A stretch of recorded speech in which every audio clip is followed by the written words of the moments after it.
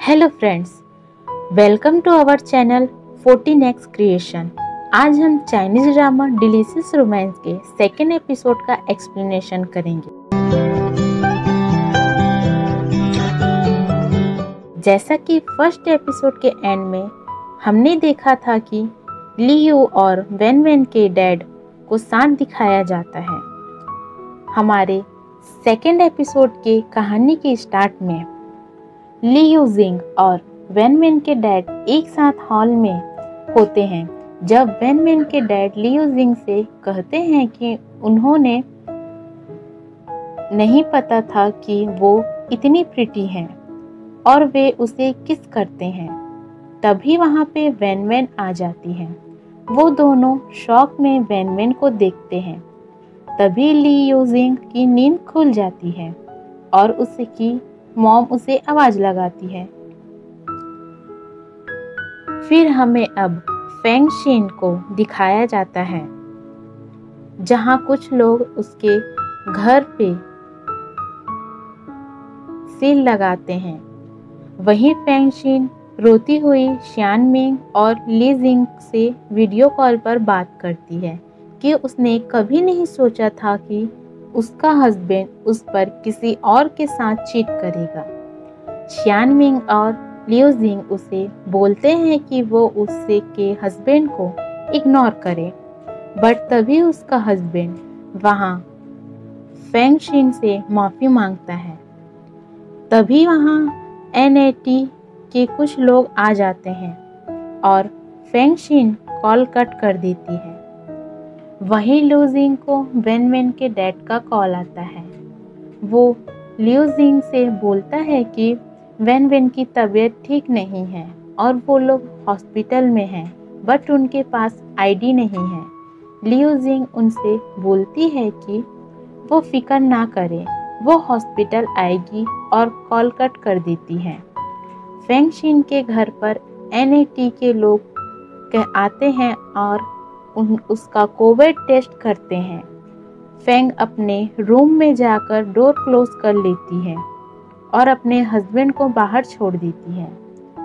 Feng Shin अपना past याद करती है कि 5 साल पहले वो लोग कैसे खुश थे और कैसे उसके हस्बैंड ने उसे प्रपोज किया था। फिर हमें अब वेन वेन के हॉस्पिटल में दिखाया जाता है। उसके डैड उसकी देखभाल कर रहे होते हैं। लियू जिंग वेन वेन के डैड से तबीयत खराब होने का कारण पूछती है और कहती है कि उसे घर का बाहर का खाना नहीं खाना चाहिए। वेन वेन के डैड कहता है कि उसने वेन वेन के लिए खाना बनाया था और उसकी वजह से वेन वेन की तबीयत खराब हो गई है और वो बोलता है कि वो एक अच्छा डैड नहीं है। फिर हमें अब फेंग शिन को दिखाया जाता है, जो अपने फ़ोन में फ़ोटो देख रही होती है और मोमेंट को याद करती है। फिर वो डोर खोल के एक लंच बॉक्स को पिक करती है। तभी उससे का हस्बैंड वहाँ आ जाता है और उसे कहता है कि वो लंच नहीं खा सकती क्योंकि उसमें नट्स हैं। फेंग शिन उसे बोलती है कि वो उसे ओल्ड लेडी का नंबर दे जो उनके लिए लंच बनाती है, बट उसका हस्बैंड बोलता है कि अब उसे उस लेडी से लंच बनवाने के लिए बोलना ठीक नहीं है क्योंकि वो भी अब क्वारंटाइन में है। फेंग शिन को उसके हस्बैंड की बातें याद आ जाती हैं। मगर जियान यू, तुम्हें तो कहा था कि तुम उस लेडी से एक ही बार मिले हो, बट तुम तो उससे रोज मिलते थे।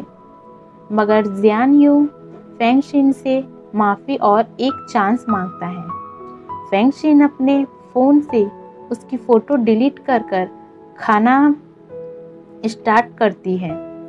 लियू जिंग अपने घर आ जाती है। उसकी मॉम उसे वेन वेन के बारे में पूछती है और कहती है, आजकल के ये यंगस्टर सेम टीवी के जैसे हैं, शादी कर कर डिवोर्स कर रहे हैं, रिस्पॉन्सिबिलिटी है ही नहीं।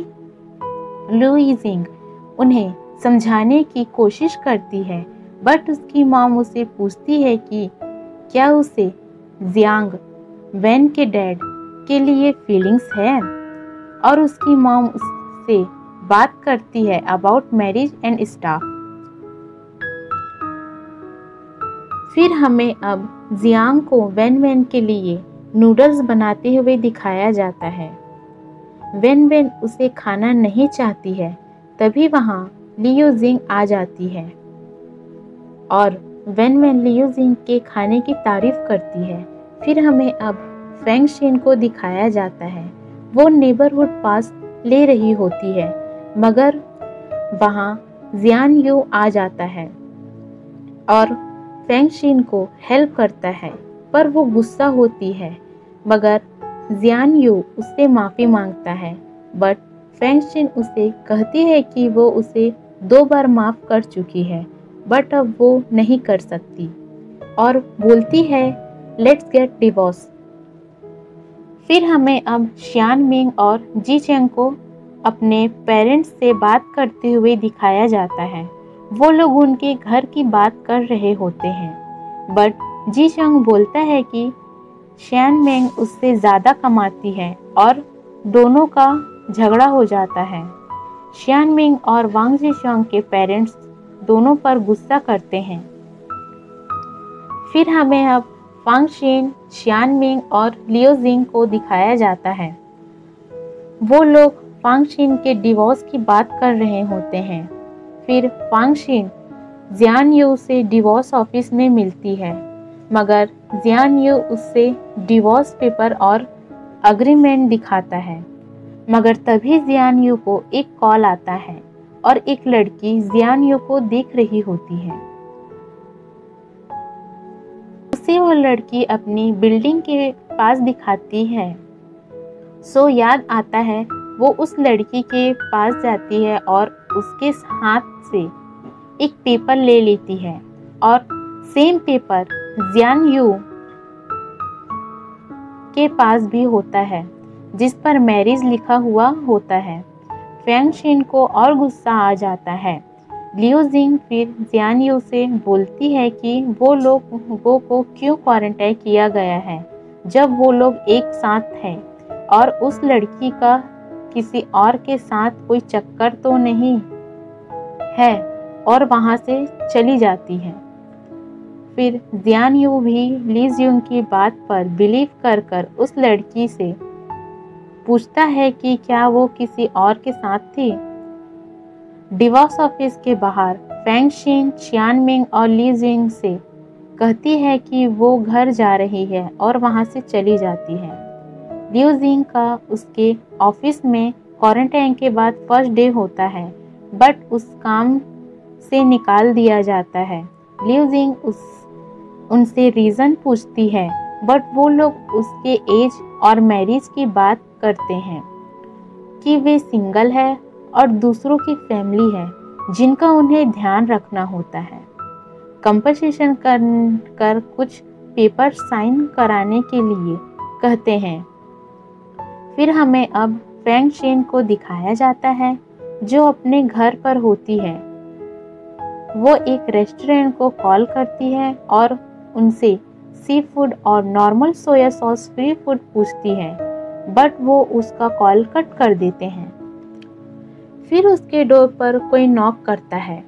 वो एक बेकरी शॉपकीपर का ओनर होता है, बट फेंग शिन उसे अपनी एलर्जी के बारे में बोलती है, तो रेस्टोरेंट ओनर कहता है कि वो उसे प्रिंसेस की तरह ट्रीट नहीं कर सकते और उनसे कुछ हो गया तो वो रिस्पॉन्सिबल नहीं होगा। फिर वो उस लड़के को जाने के लिए कहती है। लियो जिंग अपने घर पर आ जाती है और अपनी मॉम से कहती है कि उसकी कंपनी ने उसे वर्क फ्रॉम होम करने को कहा है। उसकी मॉम उसे एक लड़के से मिलाने को कहती है जो बचपन में उसकी बिल्डिंग में साथ था और उन्हें चाइल्डहुड स्वीट हार्ट कहती है। बट लियो जिंग को ब्लाइंड डेट पर नहीं जाना होता है, तो वो उसके मॉम से कहती है वो नहीं जाएगी। उसकी मॉम उसे फ्यूचर के बारे में सोचने के लिए कहती है, लुईजिंग को रिजाइन पेपर याद आ जाता है। फिर हमें अब फेंग शियान को दिखाया जाता है, जिसके घर पर बेकरी ओनर आता है और उसके एक बैग देता है जिसमें खाना होता है। उसके साथ एक नोट होता है। शियान मिंग भी घर आ जाती है और जी चंग को देखती है, बट कुछ नहीं बोलती और अपने डिनर करती है। फेंग चेन भी अपने डिनर करती है। नेक्स्ट में अब ली जिंग की मॉम को दिखाया जाता है। वो ली जिंग के बचपन की फोटो देख रही होती है। ली जिंग लाइव स्ट्रीमिंग पर कुकिंग कर रही होती है। फिर वो वेन वेन के पास जाती है और जियांग को किसी से बात करते हुए सुन लेती है। जियांग लुई जिंग से मिलने अपने रूम के बाहर आता है, बट लुई जिंग वहां से चली जाती है। Thanks for watching guys. आगे की कहानी हम नेक्स्ट एपिसोड में देखेंगे। Okay bye, सरांग्यो।